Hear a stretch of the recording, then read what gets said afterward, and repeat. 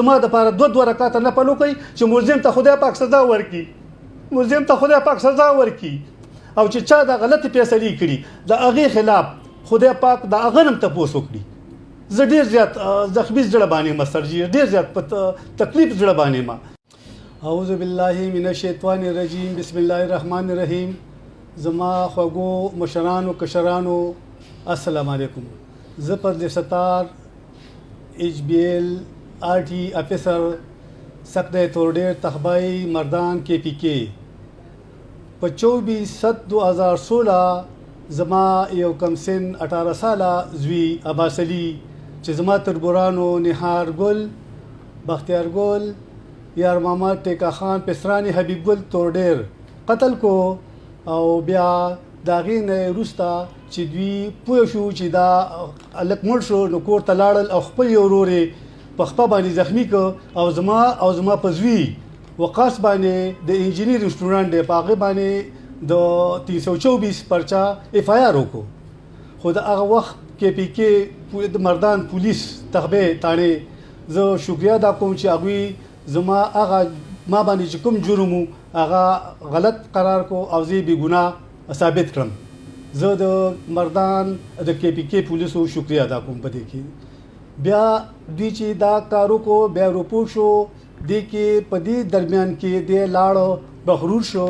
او تقریبا 27 بند مخورتیا یې وکړله او د هغې نه وروسته په دې درمیان کې 2-324 نورې موکړلې په ما باندې FIR یې وکړلې د پریس فورس کمپرومایز دپاره.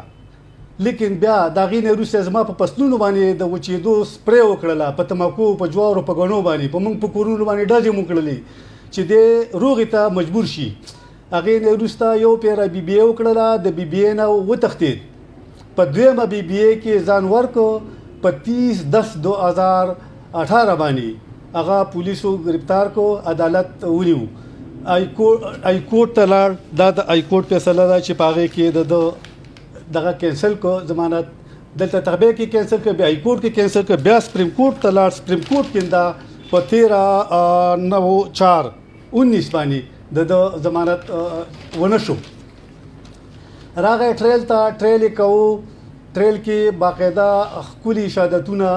زما ټول وشو. 3 کاله تقریبا شهادت کیس کې وچلېدل. په 15 کالو مقدمې سره د عدالتونو د تاڼو چکرو سره زما د ګواهانو 2 شهادتونو بلکې یو مخصوص ښکلی شهادت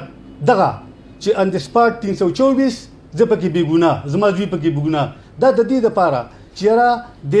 د کمپرومایز ته جوړ شي، دا کیس کرا شي. نو زه دا د حکومت نه مې د انصاف توقع کوله، زما د قانوني لار اختیار کړله. لیکن دا ګوره دا زما د ورکوټې زوی ماشوم دا دی قتل کړی دی او زه پوره من شهري ما، پوره من سړی ما، یو بینک ریټایر افیسر په تخبې کې پاتې شوی ما، په تیمرګره دي ټولو کې مې ډیوټي کړې ده او د خلکو د عوامو خدمتونه مې کړي دي او د هغې باوجود هم زه په قلاره پرېښودی شوم او په 12 تاریخ باندې یو زوړ جج صاحب بدل شو، نوی جج صاحب راغی. نو په 2 تاریخو کې په 12 تاریخ باندې په 9 تاریخ په 3 تاریخ ارګومنټ وشو او په 12 تاریخ باندې فیصله واورولې شوه چې زما ملزم، زما د زوی قاتل هغه رها کړی شو. د دې باوجود چې زما شهادتي ته 2 پیرې قرآن کېښود په میز باندې چې په دې باندې قرآن وخوړه چې تا خبره صحیح کې. هغه ورته وایي چې زه بالکل په دې قرآن لاږدم چې زه به خبره صحیح کوم او هغه ملزم رها شو. نو زما یو د 15 کالو زوړ غم بیرته تازه شو او زما په زخمونو باندې مالګې واچولې شولې او زه ډېر زیات په تکلیف او په مشکلاتو کې وم او رالم د پریس کلب ته تخبای ته زه د دې شکریه ادا کوم چې مالې دومره وخت راکړو او زما دا فریاد واوري. نو زه د لویر کورټ ما ته انصاف میلاو نه شي. دلته کې زه اوس هائی کورټ او سپریم کورټ نه د عمران خان نه د انصاف توقع ساتم چې ما ته د انصاف راکړی شي او زه به تر اخره پورې دا خپل منډه جاری ساتم چې تر څو پورې ما ته انصاف نه میلاو شوی، ځکه چې دا د شپې واقعیا نه وه، دا د ورځې واقعیا وه دا د ورځې واقعه وه او د دوو ګواهانو په ځای باندې 4 ګواهان دا د تنازع جي د 2 مرلو ځای وه ما د کور څخه ما تقریبا په سن 97 کې دا ځای اخیستی و او دوی بیا وروسته دغه ځای واخیست زما د کور مخې واخیسته هغې باندې دوی صبر ونه کړو او زما په هغه قاضي کې ډیران اچو په زور باندې چې دا موږ قبضه کړو خو بس ډېر ظلم زیاتې راسه شوی دی چې زه ډېر زیات کمزور یم او د قانون لارې اختیاروم او قانون نه زه ډېر زیات ناامیده شوم ځکه چې ما ته قانون میلاو نه شو قانون ما 15 کالو زما زوی مړ شو او د هغې باوجود هم با 15 کاله د تحصیلونو د تاڼو منډې ووهللې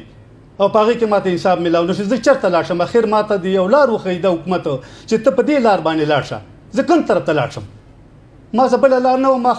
خپله لار د حکومت قانوني لار اختیار کړې وه قانون ما ته انصاف را نه کړو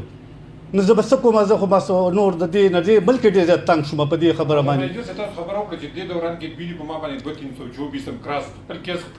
324 جی وکړل جی په پسونو یې مسالې واچولې په دې لپاره چې جی په کورونو یې راله ډزې وکړلې جی بېزتیان یې راله وکړلې جی تاسې یو سیه دي لاړه شي په علاقه کې د زما باره کې تپوس وکړی شي چې دا منیجر د حبیب بینک ریټایر افیسر دا په صحیح لاره دی او که په غلطه لار دی که دا خبره زه په صحیح لار یم نو ما لا دې انصاف راکړی شي او که په غلطه لار یم نو ما لا دې بالکل سزا پانسي دي برایام راکړی شي دا تمباکو فصل و جي د تمباکو مسالې پې د وشېدو واچوله بیا په جوارو باندې مې پې وکړل جوار راغټ شو په هغې او ورسره د دې میاشت شوه دا په شکال میاشت شوه نو او ورسره ګڼو باندې مې سپری وکړله نو په لکونو روپو نقصان یې راله دام راکړو جي او قسم دمکیانې بیا زما شهادتي ته اول ګوی دغه ورکړه دمکي ورکړله چې که شهادت دې وکړو نو موږ به تا قتل کړو بیا ورته زما شهادتي فضل قیوم نومې دی پلربي دی بیا هغه ته د 10 لک روپو افر هم وکړو چې دا 10 لک روپۍ والا هغه وایي چې نه خپل ایمان نه خرڅوم زه د الله دپاره خبره کوم او چې څه مې د مخې شوي هغه به وایم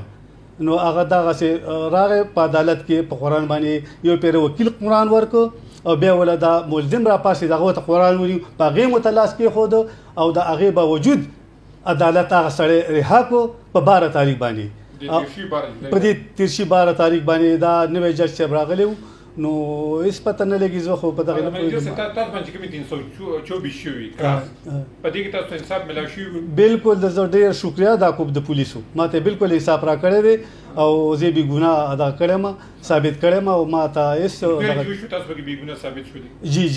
جی درې پیرې 324 وکړې 324 جی وکړلې یو یې ان د سپاټ کړی و دا خو د هغې مخصوص ګواه د هغوی دا ده چې ولې ته 324 کې چې تا سړی نه دی ایستلی ته ولې 324 کې خو دا 324 په دې دپاره کومه چې ما سړی ویشته زما کیس کرا شي دوی ما ته روغې ته مجبوره شي خو خدای پاک هغه بس دا وخت پولیسو چې زه بس شکریه ادا کوم چې د هغې شکریه نشم ادا کولی د هغې دغه نشم کولی چې زه ډېر زیات مایوسه شوم د عدالتونو د دې فیصلو نه چې زه خو لاړم د قانون په لاره باندې عدالتونو ته او 15 کاله مې خپلې تکلیفونه برداشت کړو د بینک او د مالي ځمکو څخه آمدنو هغه غونډ په عدالتونو په تحصیلونو کې ما نه پاتې شو هغه مې ذهني پریشاني ما ته پیښه شوه زه دغه یو کس یم یو زوی مې د دوی د لاسه چاینه ته لېږلی دی ځکه چې هغې هم راته په قسم مقدمو کې دغه کو چارج کو نو زه بس افسوس وکړم ډېر زیات چې یاره ما ته بالکل انصاف دلته نه دی میلاو شوی نو زه اوس د های کورټ او د سپریم کورټ او د عمران خان د انصاف د غوښتو توقع ساتم او چې ما ته انصاف راکړی شي او زما د زوی بدلې قانوني طور واخیستی شي دا ګورې چې دا زما زوی دی دا دې ته دا جی 9 کلاس سټوډنټ تقریبا و چې 18-19 سال ایج یو ګرامر سکول تورډیر کې جی 9 کلاس کې وجي او ډېر زیات د افسوس مرګ ځکه چې د ورځې مرګ د شپې نه و ښکاره 302 قتل لا اوس د مرګ کول لږ ډېر زیات بس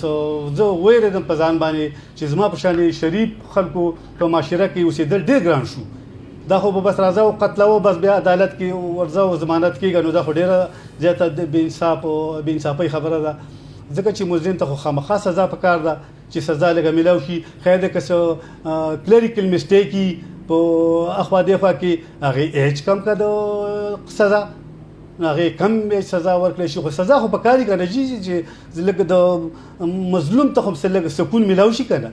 چې داسې تاسو د عدالتونو چې کوم فیصله وکړئ نه مطمئن ځکه نه چې مطلب دا د هغې بری که جي داسې بې انصافي را سره وشوله نو زه د زړه د زخمي زړه نه زه اپیل کوم هایکورټ ته چې ما ته دې اوس انصاف راکړي او عمران خان ته دا دغه کوم یو درخواست کوم چې ما دغه نه نو ما دې وغواړي زما دا فریاد دې واوري که نه د علاقې سروې دې وکړی شي د علاقې سروې دې وکړی شي په علاقه کې دې تپوس وکړی شي چې دا سړی څنګه کردار والا دی او مخالفین د دې په باره کې که څه فیصله د عوامو زموږ د علاقې وشوله هغې باندې زه بالکل چې څه وایي هغې ته تیار یم نو سرجي چې ما سره زه خو ستاسو هم شکریه ادا کوم چې ما دا قیمتي وخت راکړو او زما دا فریاد هم اعلی افسرانو ته ورسیږي نو دې ځای باندې زما اطمینان و ځکه چې زه ډېر زیات وځورولی شوم او ډېر خفګان تکلیف کې اخته یم نو زه اپیل کوم د عدالتونو نه هایکورټ او سپریم کورټ او د عمران خان نه چې زما په دې حال باندې رحم وکړی شي زه ټوپک والا نه یم چې ټوپک وچلوم بدله نه شم اخیستی خدای دې زما بدلې والي او زه په اخره کې عوامو ته اورېدونکو ته دا یو درخواست کوم چې زه د زخمي زړه د خلکو ته اپیل کوم چې یا مسلمانانو که مسلمانان یې تاسو ماشاءالله زما سره ډېره همدردیانې وکړې 3 ورځې ما سره خلکو غمرازي وکړله په دې باندې چې تا ته تکلیف هم میلاو شو 15 کاله تکلیفونه هم تیار وکړله او د هغې باوجود هم تا ته انصاف میلاو نه شو نو زه بیا د خلکو سره یو زخمي زړه نه یو ریکویسټ کوم چې ما ته 2 رکعاته نفل وکړي چې ما سره چا ظلم کړی خدای پاک هغوی ته د بچو درد وروښیي چې پته ورته ولګي چې د بچي درد څنګه نو په اخر کې به زه ستاسو شکریه ادا کوم والسلام